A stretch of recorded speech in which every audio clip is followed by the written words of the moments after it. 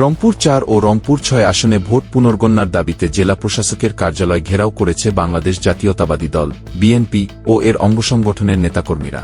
আজ দুপুরে জেলা প্রশাসকের কার্যালয়ের সামনে জড়ো হন বিএনপি সমর্থকরা।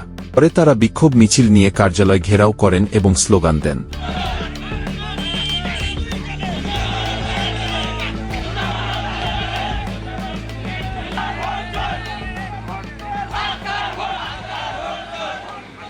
এ সময় পুরো এলাকায় উত্তেজনাপূর্ণ পরিস্থিতির সৃষ্টি হয়। বিএনপি নেতারা অভিযোগ করেন, রংপুর ৪ ও রংপুর ৬ আসনে ভোটের ফলাফল কারচুপির মাধ্যমে পরিবর্তন করা হয়েছে। তাদের দাবি, প্রকৃত ভোট গণনা হলে ফলাফল ভিন্ন হতো। পরিকল্পিতভাবে ফলাফল বদলে এমপি নির্বাচিত ঘোষণা করা হয়েছে বলেও অভিযোগ করেন তারা। বক্তারা বলেন, অবিলম্বে ভোট পুনর্গণনা করতে হবে, অন্যথায় তারা আরও কঠোর কর্মসূচি ঘোষণা করবেন। জেলা প্রশাসকের মাধ্যমে সংশ্লিষ্ট কর্তৃপক্ষের কাছে স্মারকলিপিও প্রদান করা হয়।